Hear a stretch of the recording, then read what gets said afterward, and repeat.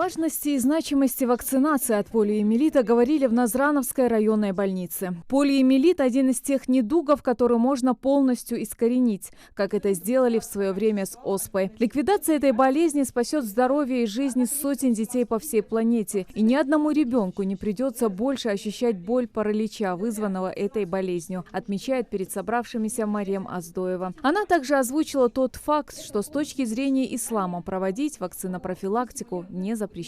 В составе некоторых вакцин в качестве стабилизатора может входить человеческий альбумин. Технически мы можем отнести его к наджису, но мы должны вспомнить, что ислам не запрещает переливание крови, компонентом которой является альбумин. Так что аргумент по сути отпадает.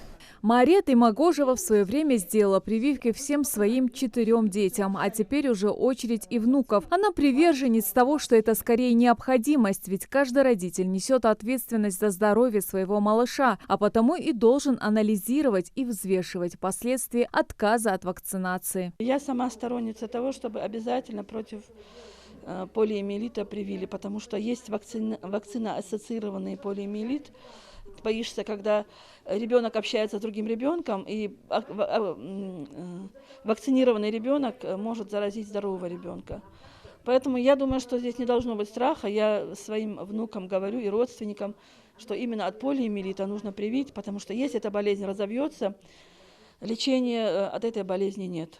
Мансур Газгиреев отмечает, что многие родители очень мало осведомлены о пользе вакцины, потому отказываются прививать своих детей. Он отмечает, что прежде чем это сделать, необходимо провести обследование ребенка и потребовать у врачей сертификат качества препарата. Но и, конечно, ознакомиться с его составом, чтобы потом не возникало ненужных вопросов. Конечно же, детей стоит прививать.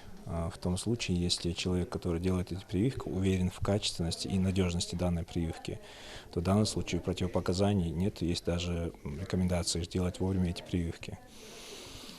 Так, с точки зрения религии, насколько мне известно, тоже нет противопоказаний для делания прививок. Единственный вопрос идет в качестве прививки. По словам специалистов, первоначальные симптомы полиомиелита – это температура, усталость, головная боль и рвота. Как отмечает Зайнаб Сапралиева, важность и значимость прививки сложно переоценить. По ее словам, проведенная вакцинация в 98% случаев защищает ребенка от этого грозного заболевания. Необходимость обусловлена тем, что своевременная, осуществленная плановая вакцинация, пусть даже по индивидуальному календарю, она в процентах, в некоторых случаях от 98 до 100% может предотвратить возникновение и распространение таких злободневных, жизнеугрожающих заболеваний, например, что это заболевание полиомиелит, которое сегодня мы как актуальную проблему разбирали.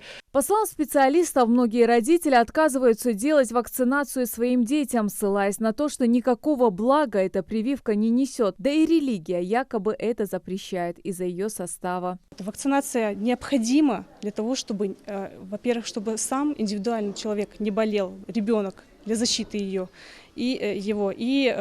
для популяции, для общества, чтобы это распространение инфекции не происходило дальше.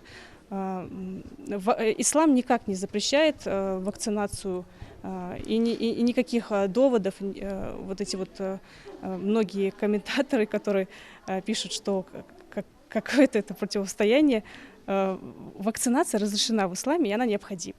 У одного из каждых 200 детей, зараженных полиомиелитом, наступает необратимый паралич, чаще всего нижних конечностей. Важно обеспечить иммунизацию каждого ребенка в возрасте до 5 лет от полиомиелита. Поэтому родителям следует 100 раз подумать, прежде чем отказаться прививать своего ребенка от этой страшной болезни. Светлана Томова, Майрбек Мержоев. Новости 24.